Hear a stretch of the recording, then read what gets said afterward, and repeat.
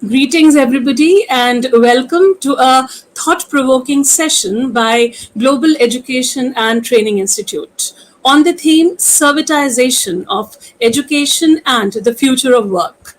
And yes, we can predict it's going to be interesting as we have as our guest today Mr. Rajan Johri, a fellow of Chartered Institute of Personnel Development of United Kingdom, one of the founding directors of Shiv Nadar University, an expert in social anthropology, organization behavior, and management.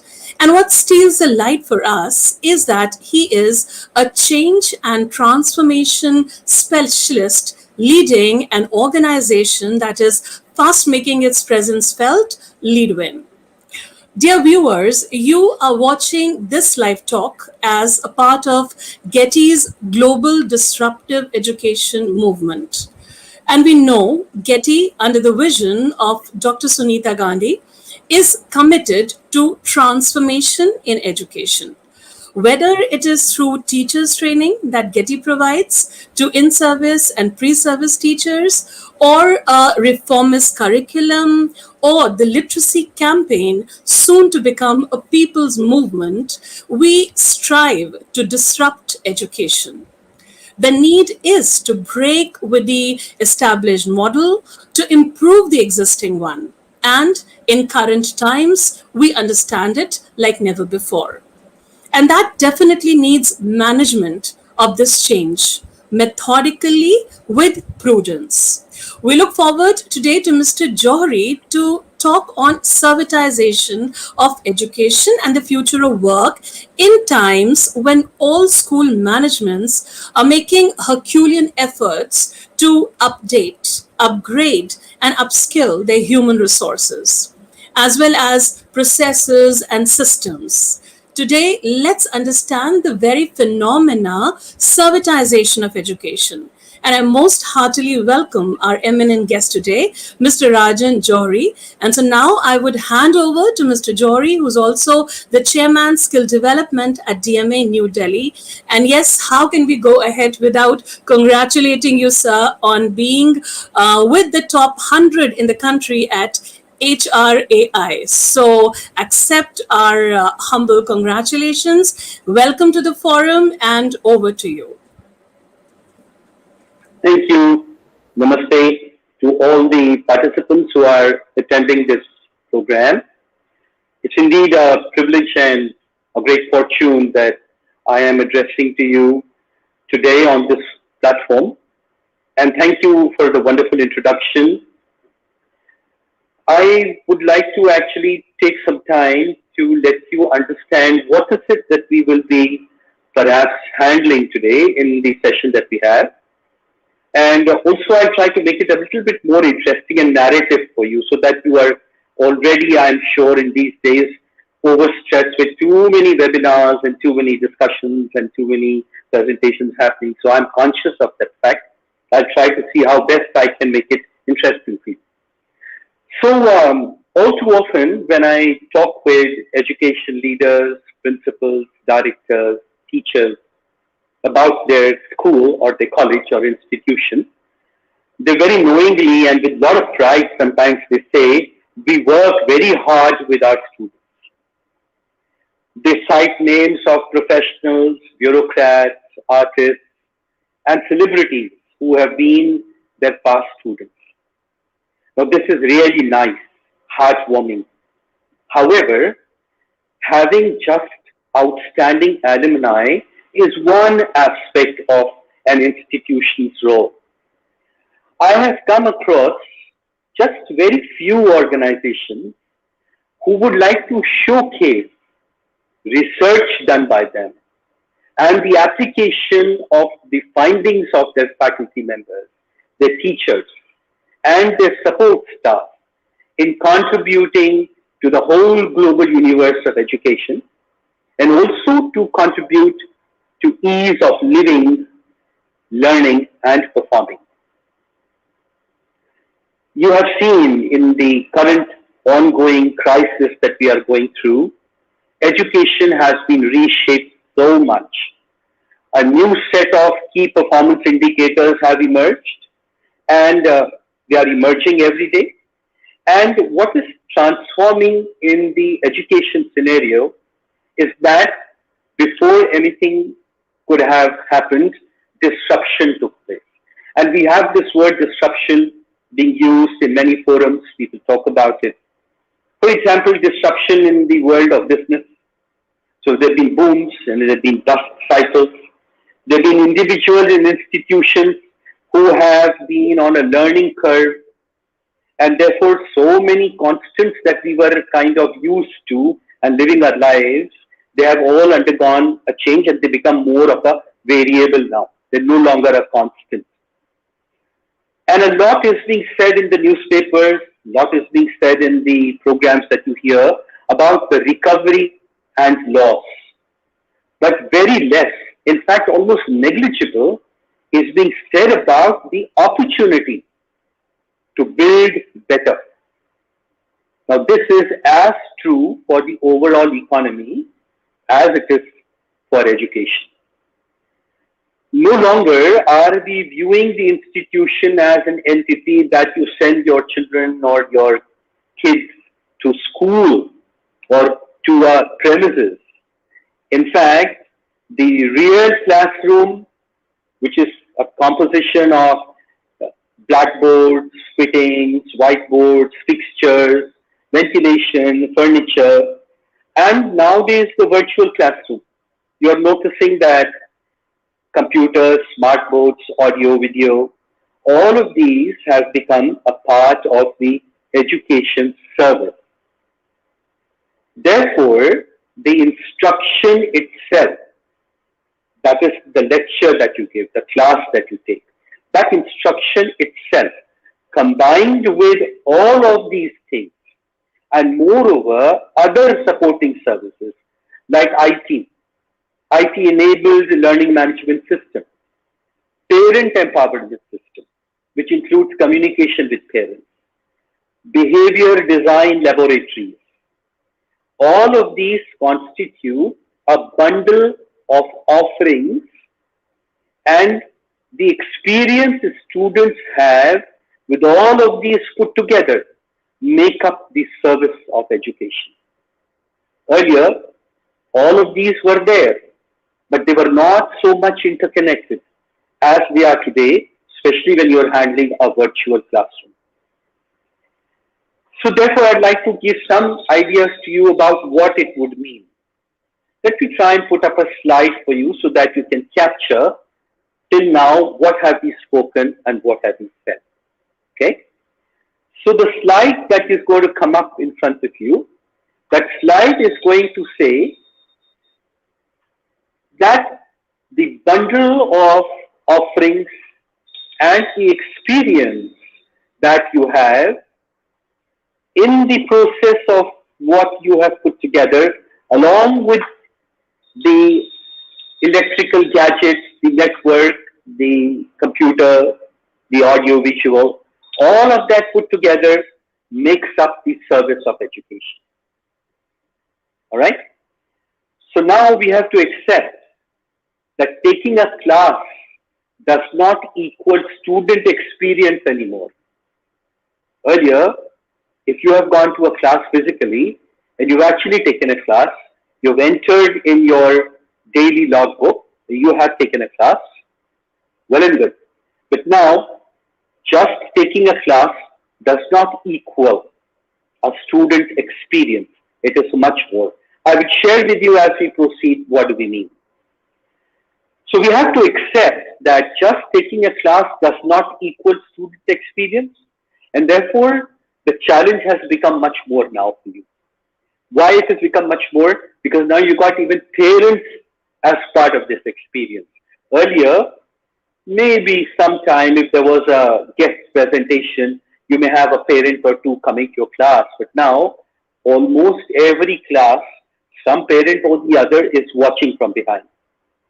And in fact, I've been talking to some parents, and some of them are of the opinion that the health crisis has been a great equalizer in education. Why? I ask them.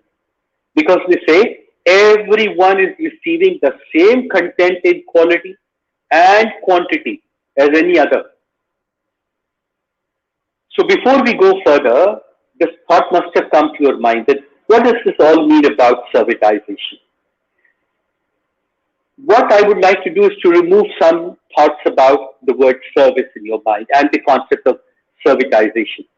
So, for example, when we often go to a restaurant, and I'm sure that of late you have not gone, but earlier, I'm sure you would have said sometime, oh, the food is great, but service is poor. You purchase the vehicle, and the first 3 services are free. You buy an expensive mobile phone, but it is useless if the network is poor. Now, these are not examples of servitization. These are examples of service management. So what does then servitization include? Servitization of education essentially must include some of these things that I am sharing with you on your screen, the slide coming up. For example, it must include the first and the most critical, co-creation for outcome-based learning. I will explain to you what co-creation would mean. Enhanced delivery for effective transfer of knowledge and outstanding learning experience. It must include all of these. Now you will notice that this is not the same as service management. It's servitization. Let me try and simplify this a bit more for you.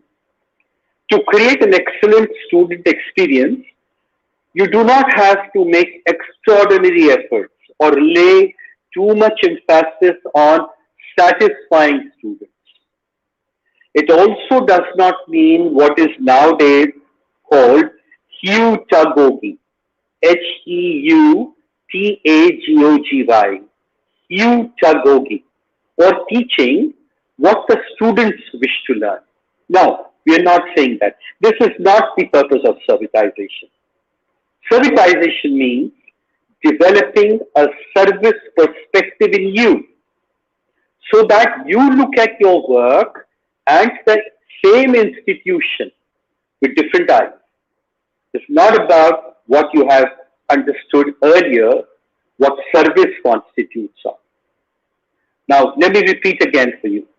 Servitization means that the value of your lecture is not something that you produce or create alone. The value of your lecture is always co-created with your students. And the service perspective encourages you to look at students' needs holistically and focus on outcome-based teaching. In fact, the new education policy emphasizes on looking at both the curriculum as well as pedagogy to ensure outcome-based teaching and learning. So let me try and reinforce some thought again in your mind. The value of a lecture. If I can get the slide, the next one. The value of a lecture is not produced or created alone. It is always co-created with students. So, first of all, servitization provides to you means of holistically perceiving students' needs. Now, often I have heard this many times. We have been to many schools, colleges, universities, and sometimes people come up, teachers and faculty come up and they say, you know, I am handling 75, 80 students in a class. How do you expect me to look at holistically everybody's needs? So let me clarify that for you. I do understand that.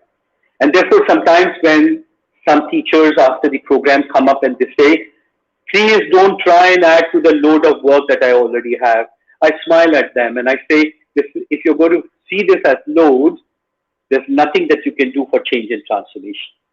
All right? So let me just try and tell you what it actually means by servitization. It means, when you're saying holistically, it means you should not address the symptoms alone that you have in a class while ignoring the underlying disease. Okay? Now, if you transfer this perhaps to a business organization, something goes wrong with your product or gadget, and somebody comes up and says, "Oh, no problem, sir, you give it back to me, I'm going to replace it for you." That's not servitization. I'm sure you cannot do that in a classroom. So therefore, servitization encourages you to say, don't only address the symptoms. Look for the underlying disease. What's causing the system? And if you can address that, you're on your way to look at a new perspective of how you are dealing and delivering your lecture. And let me also share with you that now parents play a crucial role. Not that they were not playing it before, but now they play a very crucial role. They act like a sutradhar. You finish your class, somebody else comes into the class. On the screen, I'm talking about a virtual one. And I've also heard some parents saying, because their child sometimes shows attention deficit.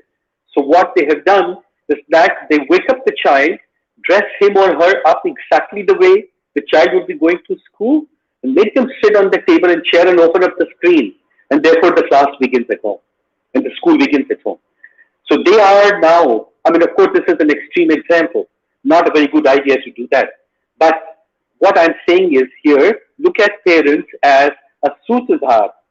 They facilitate the application of the learning acquired in the classroom to the real life.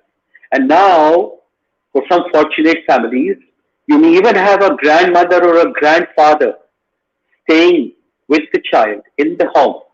And sometimes they have great insights that they can help the student put together.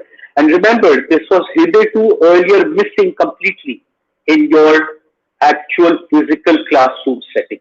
Now it is possible. So therefore, from a service logic point of view, all individuals in an education system are simply resource integrators or service bundlers. Okay? This is a new way for you to envisage what exactly does this mean. I will try and put this up for you to recap on the slide. All stakeholders in an education system are simply resource integrators and service bundlers. What does this mean? So you remember I said this a few minutes earlier, that the value of your lecture is not produced by you alone. We need to begin realizing that any value that is partially dependent on the involvement of others, by definition, is a co-created value. Now, this is a change in your perspective. Earlier, when I was teaching, I have my notes, I have my subject specialization, I've got the complete routine of how am I going to teach, I have the syllabus, I have the topics, and I have got my teaching aids. And therefore, I am delivering what I think I would like to deliver and the way I would like to deliver. Servitization is encouraging you to look at a new perspective. It is saying you have to think of co-creating value.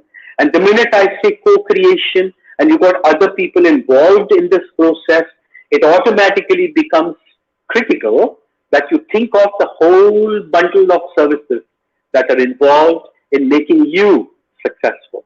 It's not only the lecture, it's not only the institution, it's not only your laptop and computer, it's the whole setup, the whole set of resources that are making you successful.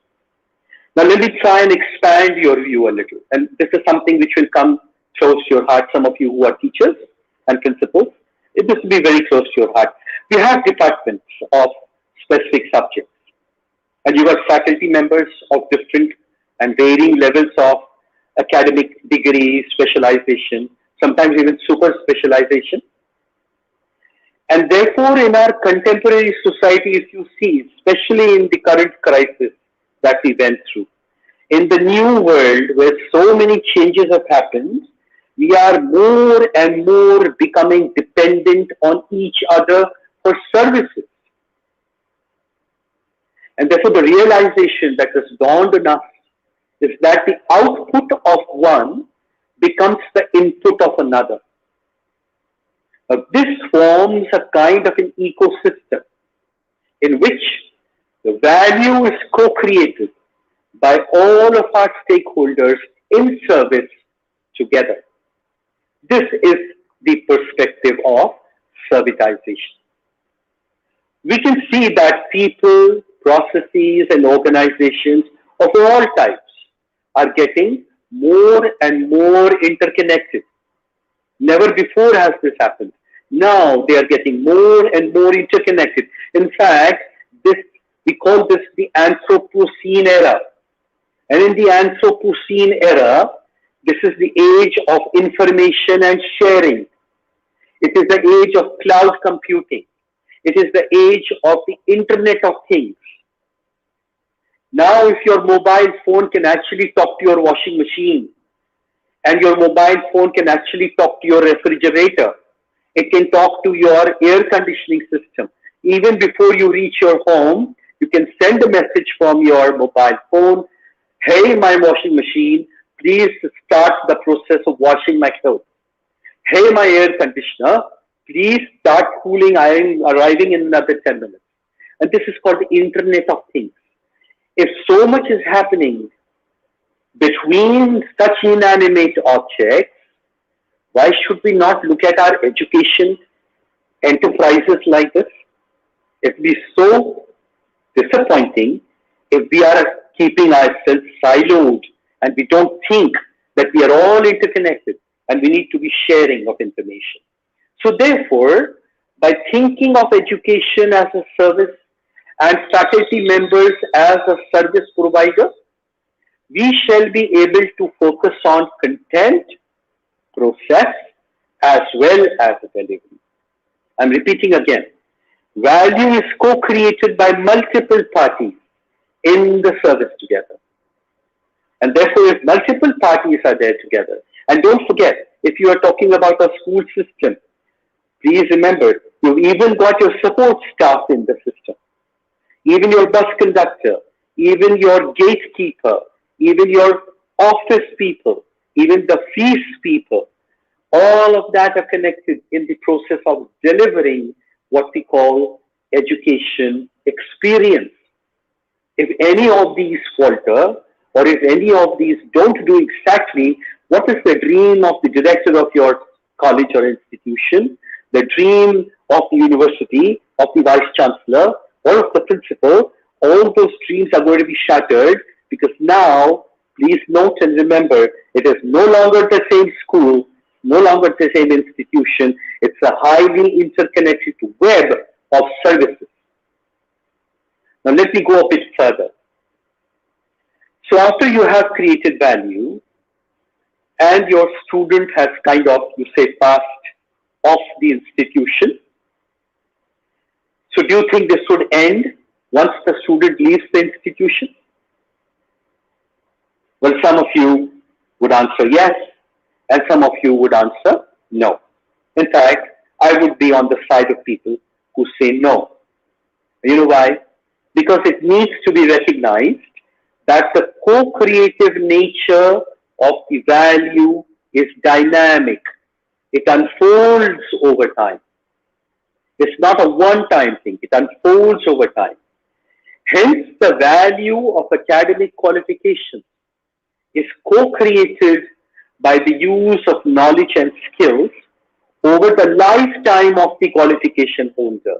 It's not when the student just passes out of your school or college or institution and you hand over the school leaving certificate, you hand over the class 12 certificate, the principal signs on the character certificate, or I've been a prefect or a captain, or I have participated in elocution and debates.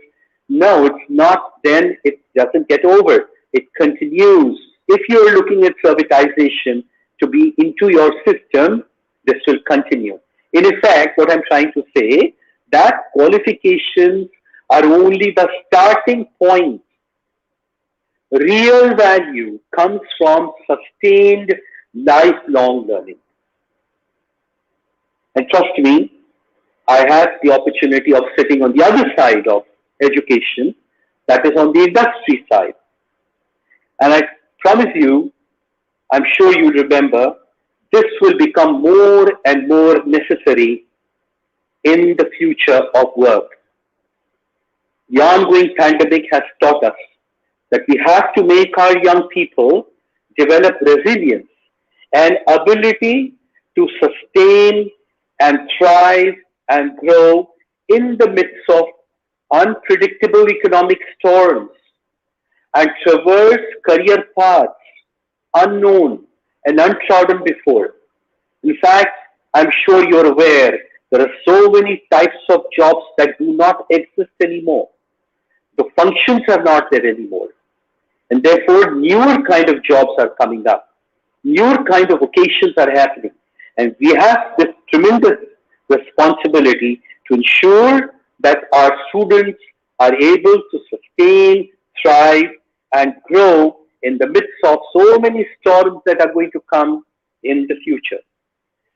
Now, this means that we, in academic settings, we are actually, and I would be very happy if you can just note this somewhere every night when your head hits the pillow. Just repeat this thought in your mind.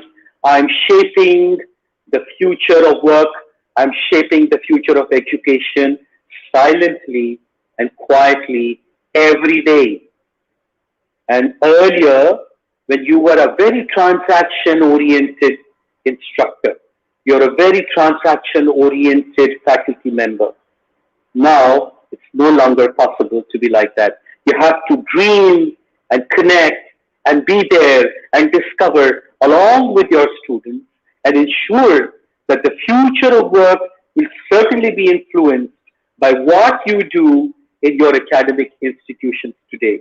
We are already facing this crisis in our industry.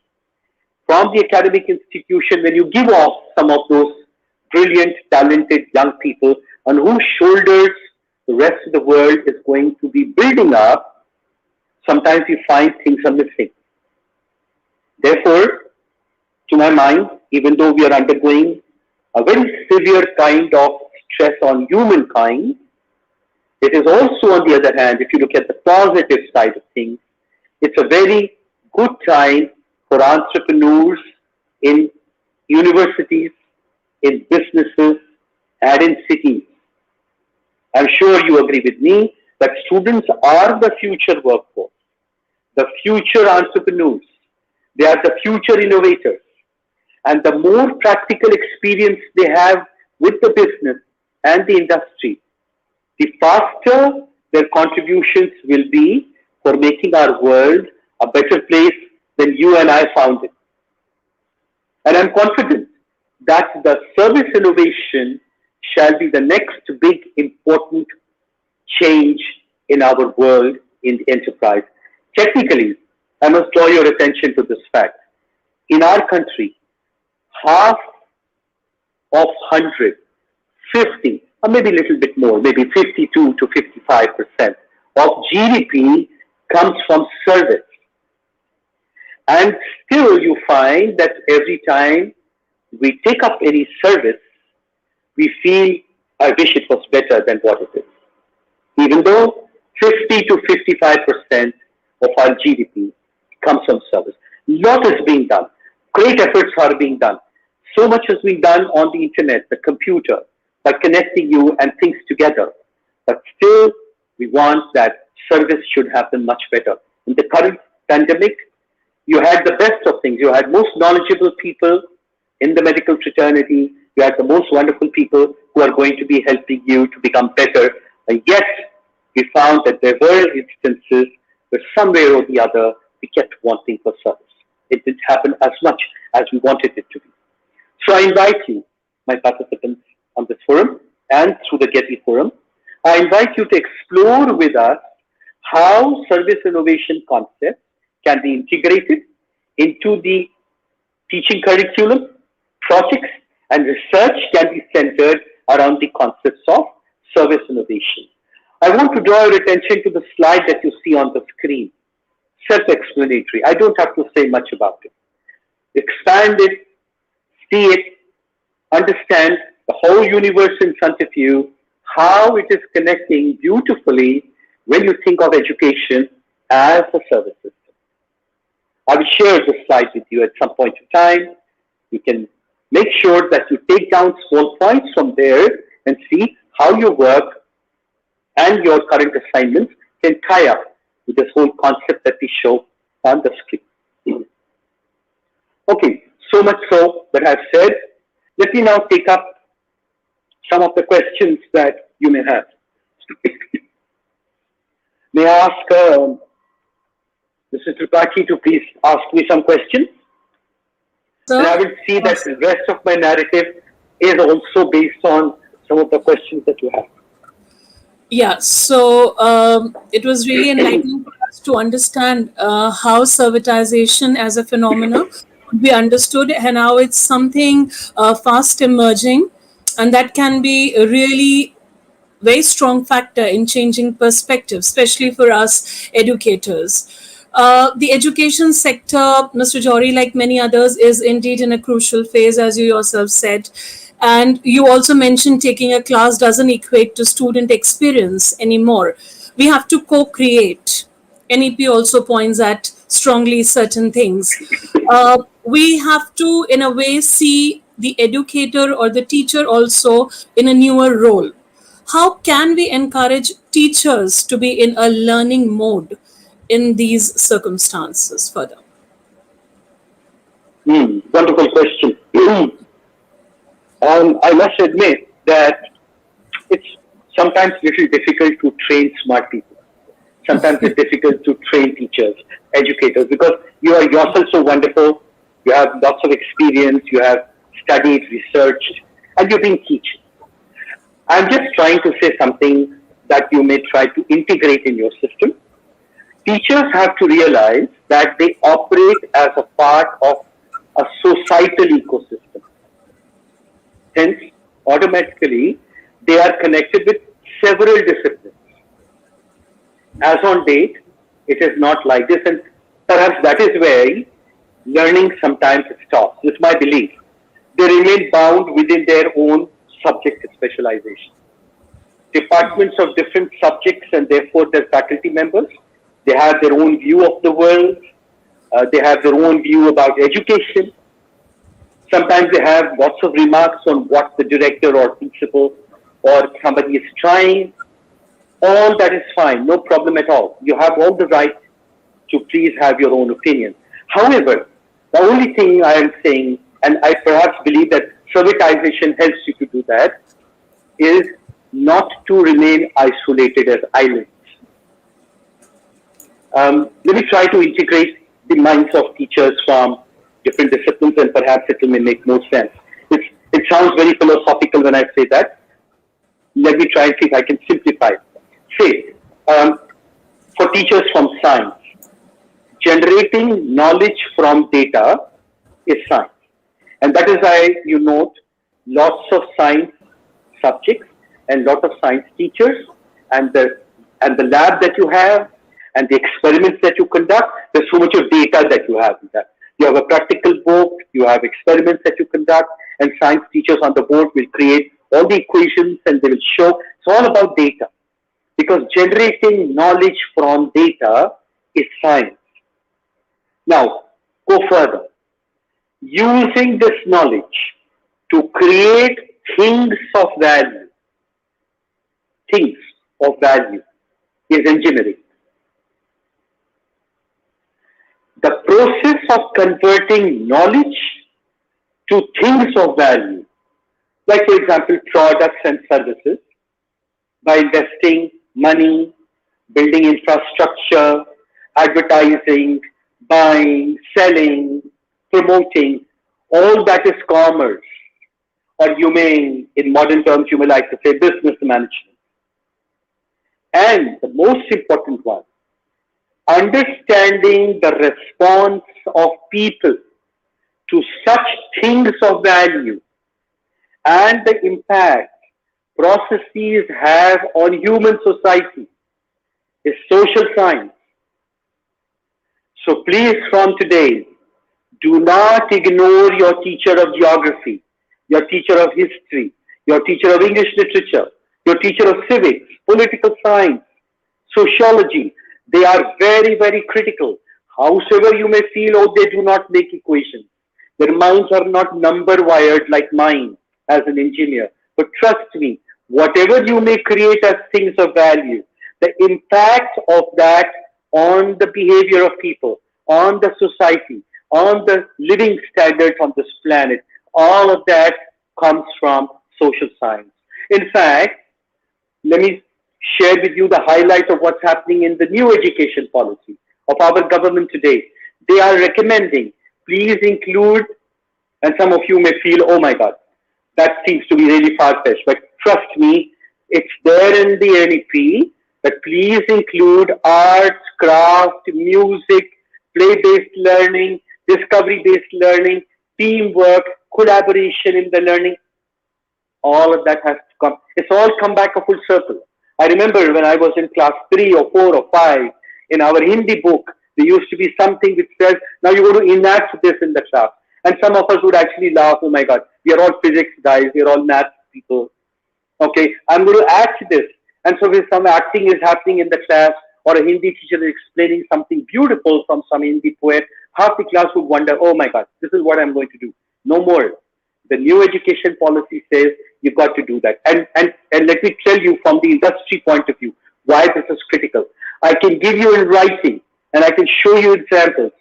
So many of my young engineers, so many of my management graduates, some of the best schools they come from, I asked them, why don't you write a mail and share it with the rest of the team to explain what is it that you have in mind. And trust me, they're very good at sending you emoticons. I'm smiling, I'm unhappy, okay, I'm distressed, or, oh great, but you ask them to write something? No. Very difficult. A good written email is a very rare thing nowadays. I have a meeting, I see a presentation, I ask some of my young engineers and some of my young management graduates, why don't you succinctly present a short précis of what you're trying to say? So if you do all your hms and hums and things like that, you start to wonder, what did you do in school? Trust me, in one of my interviews, some senior person asked me, what school did you go?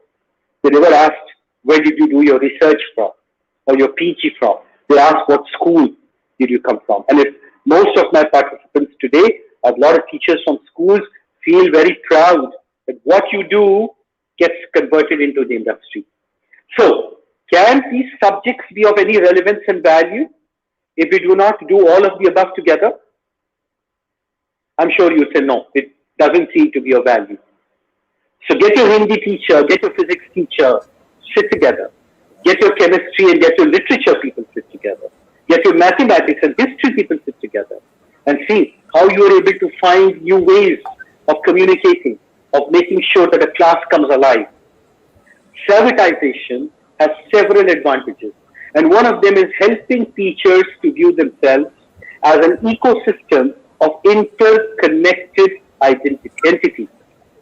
They have to reach out to other departments and make value propositions for knowledge and application of knowledge and sharing of information. And I think this is what will lead to continuous learning. I'm sorry I had a long answer to a very important question that you asked. Please go ahead.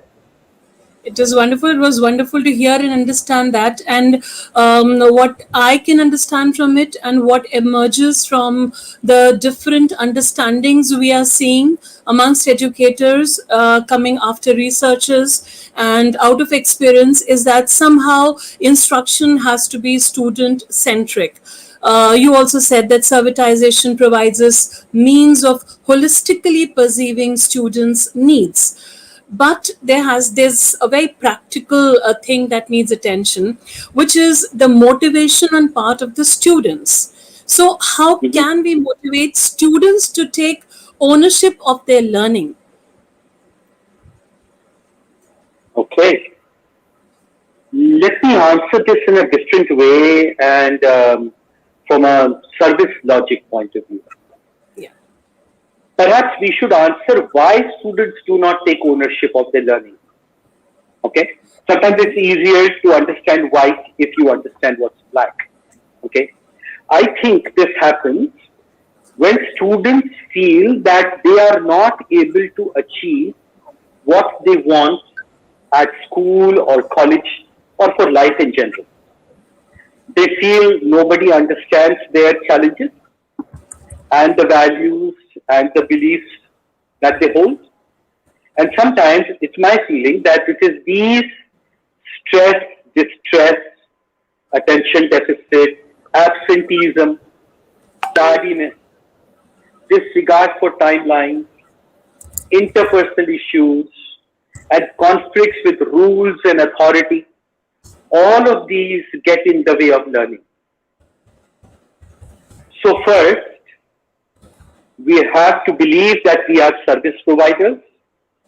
Then we have to co-create solutions and address potential barriers before we begin the transfer of knowledge and start creating the learning experience for the student.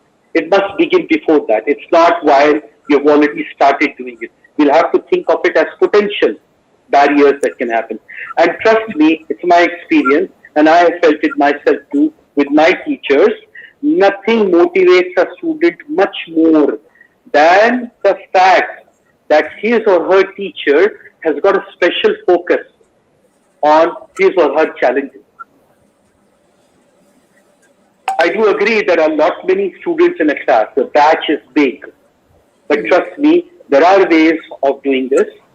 And I'll be happy at some point of time, perhaps offline, to share with you what are the various methods possible by which you can actually help students take ownership of their own learning. Absolutely. At City International School, which is an endeavor of Dr. Sunita Gandhi also, we strongly believe that in this setting of learning, the main motto should be that no child should be left behind, and to treat every child as a special child. And as you said, that the focus should be there. That's something which makes a child feel special, and lot of what can be considered difficult by a child can just ease out by the very psychology at that moment. So we talked of the teachers, Mr. Johri. We talked of how students can be engaged in this process more effectively. Will this broader and service-centric approach to education be able to cater the expectations of the Indian parents from schools? How can we help the parents understand and accept all these changes that are occurring in the education process?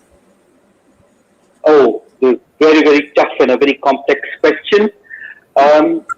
I said earlier that parents are the most important stakeholder now in the process of servitization of education. They were already there. They were there before also, but now they are much, much more critical. They are the ones who add value and sustain the learning experience.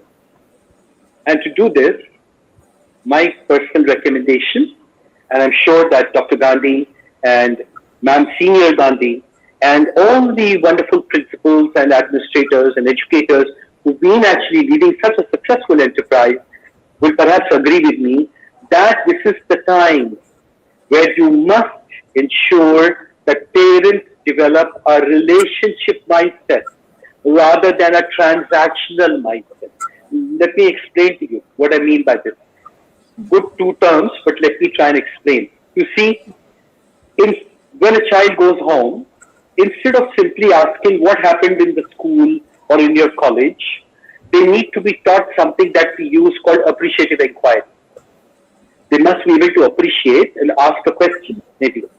What new quality or habit or method have you actually added to yourself today? What experience you have added to yourself today? Instead of asking what happened in this, what happened in that, and when is your PT display, when is your concert, when is this happening, or when is the parent-teacher meeting, or did you pay the fees? No. Do ask those questions are important, but those are very transactional questions. Now is the time when you have to move towards relationship mindset. Got to ask very carefully some questions. And also, don't only ask some of the great successes, the triumphs that they have had.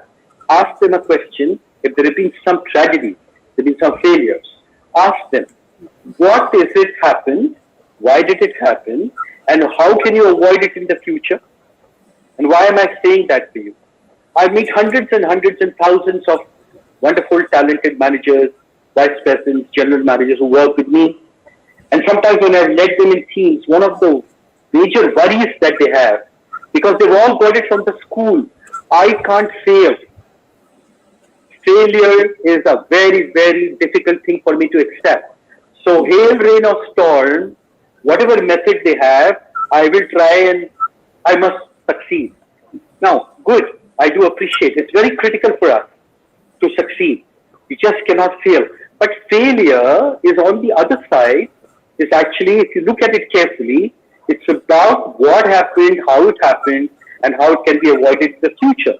Now, if you ask a child this question, the parents have to ask this, you will give your child, you give your student an opportunity for thinking aloud.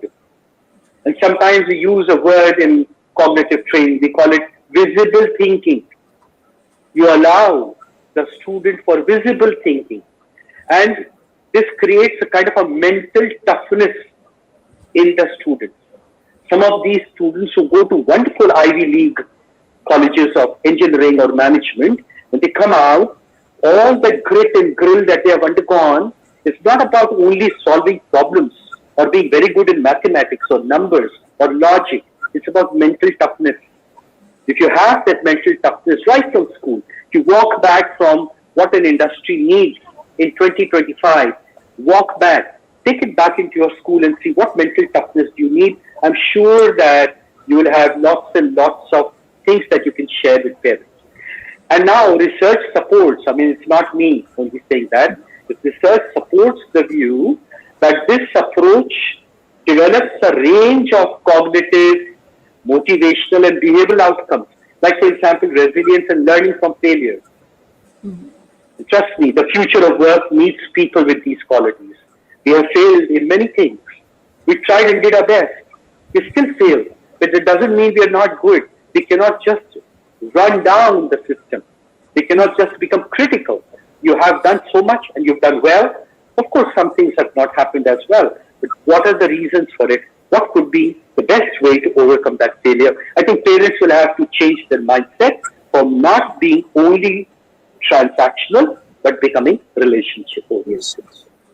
Absolutely right. Kind of SWOT analysis at points is necessary. Yeah.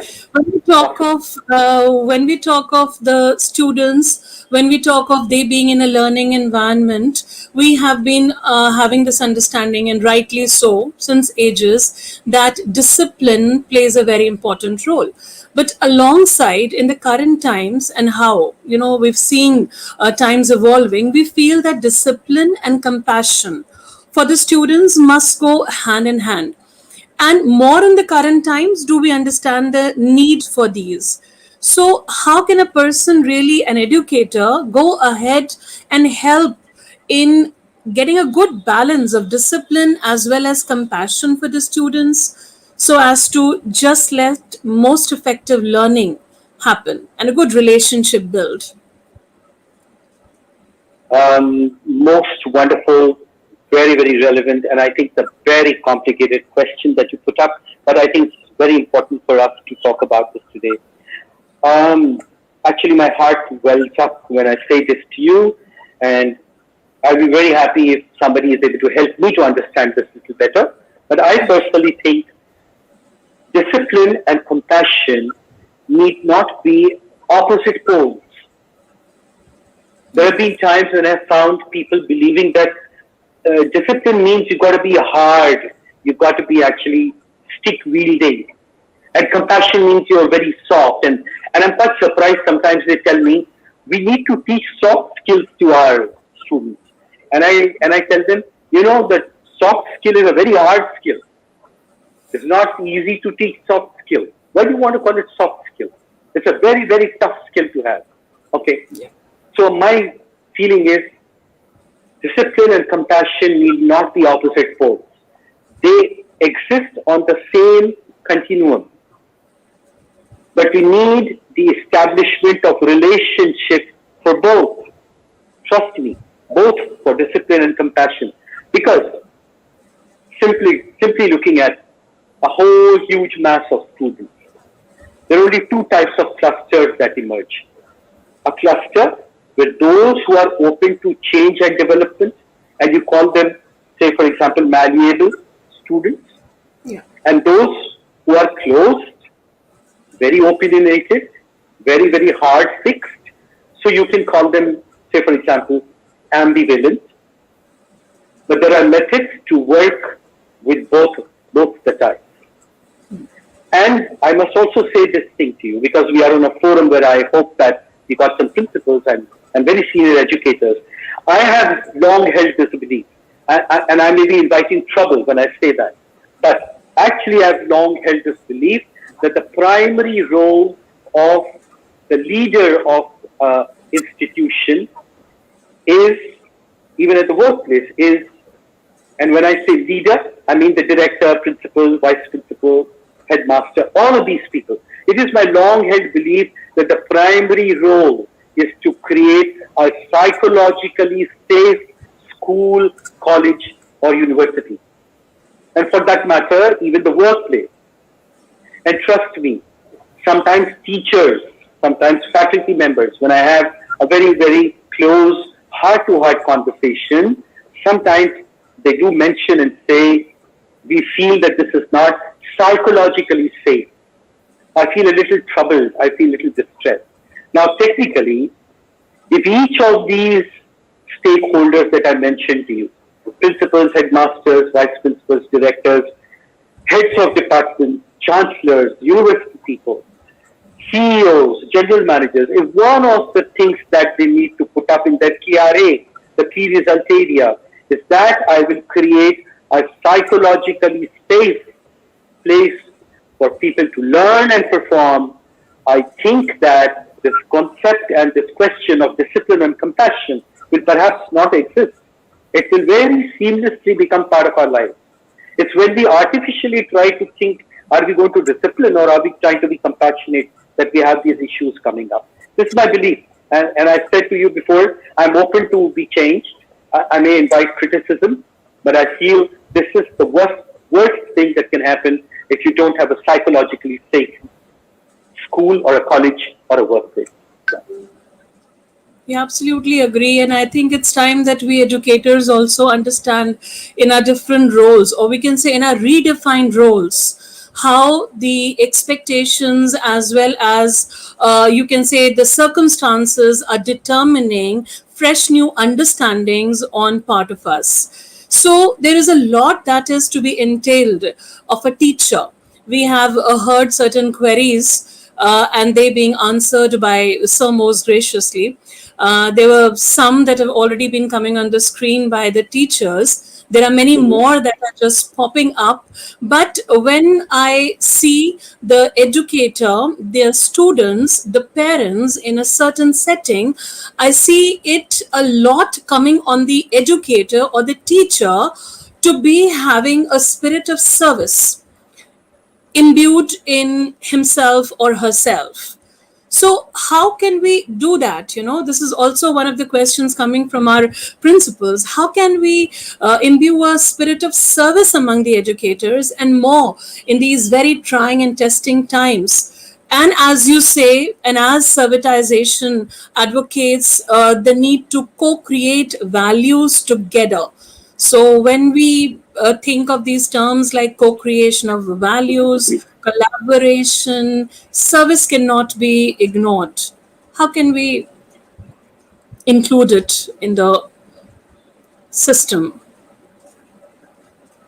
So I think it's a little concept that we need to share in here. Traditionally it was believed that teachers and educators, like people used to say about leaders, they are not made, they are born. Okay.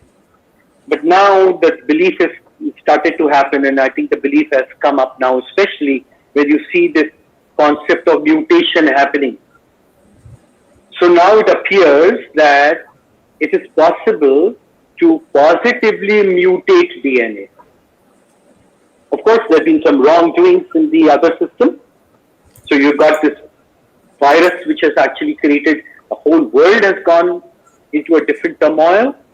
But I believe that there is a way to positively mutate the DNA of our institution and of our teachers, even if they are not born with service orientation, by the process of servitization. But first of all, we have to do something. For example, administrators, teachers, directors, chancellors, vice chancellors, principals will have to let go of the win-lose approach.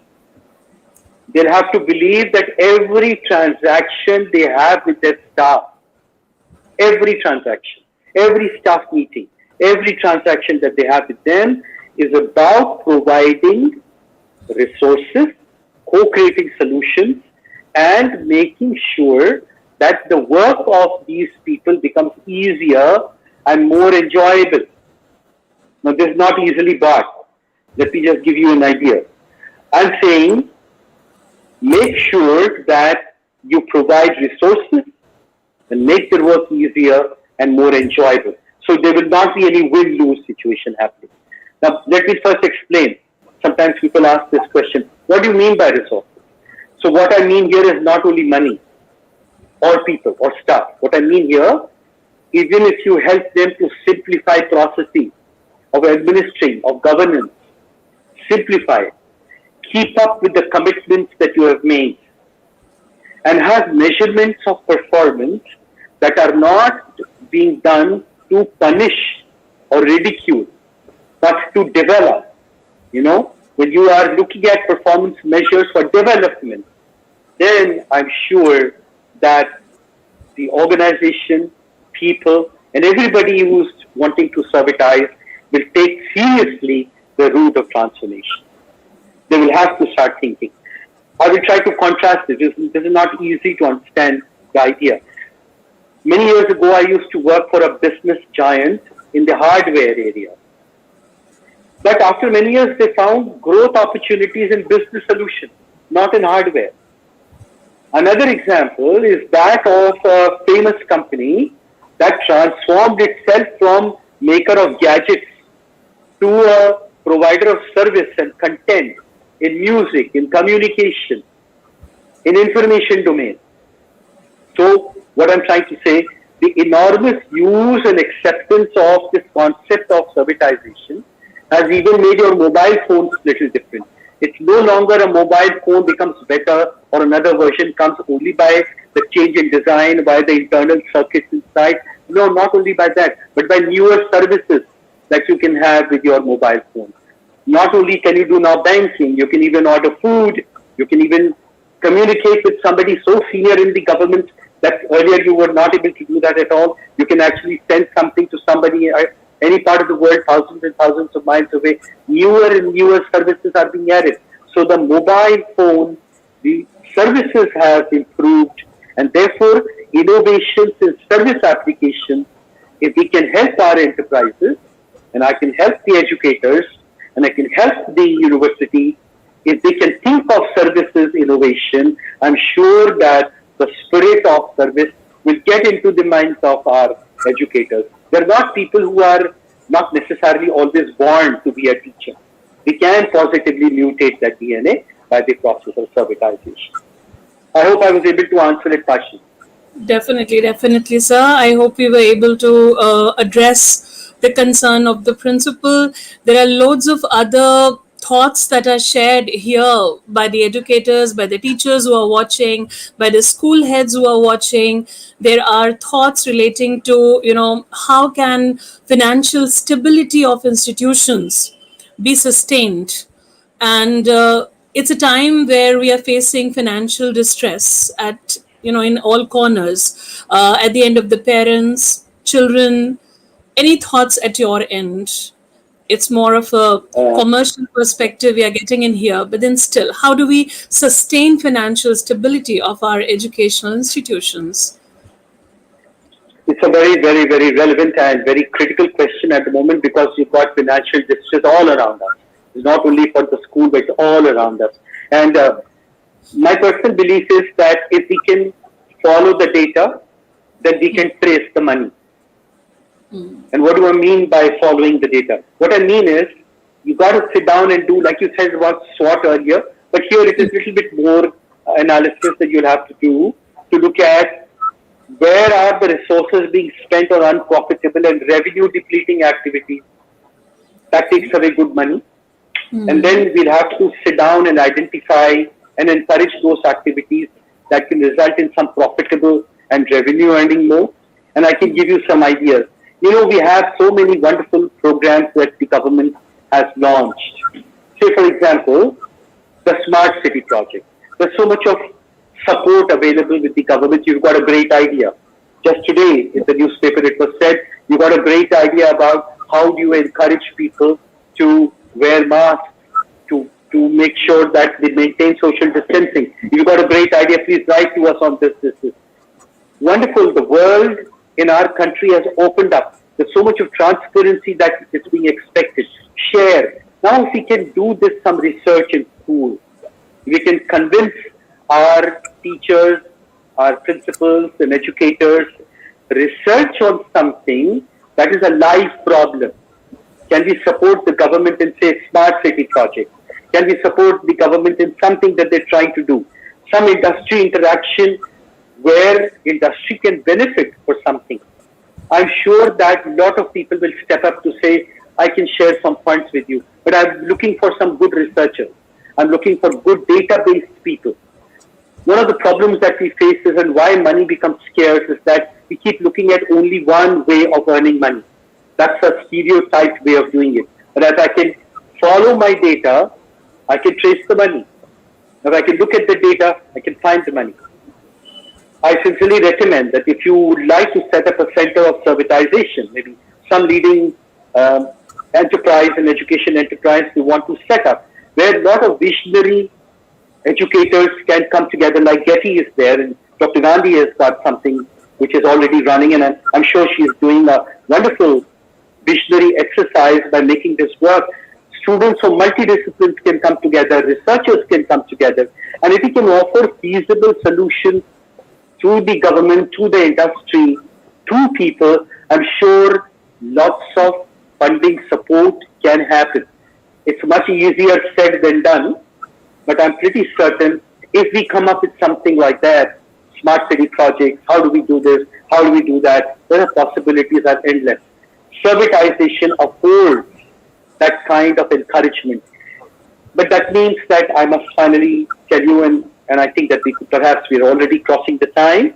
I mean that education must develop, the leaders must develop a service mindset and enrich their institutions in a way that is much more focused on collaborating, sensing, responding, and learning through the journeys of maybe the past students, current students, their teachers, and the whole country and the whole of our world at large. I'm sure if we start looking at that way, nobody else better than teachers and educators can change the world. It's my very firm belief, and I strongly recommend, please do consider that.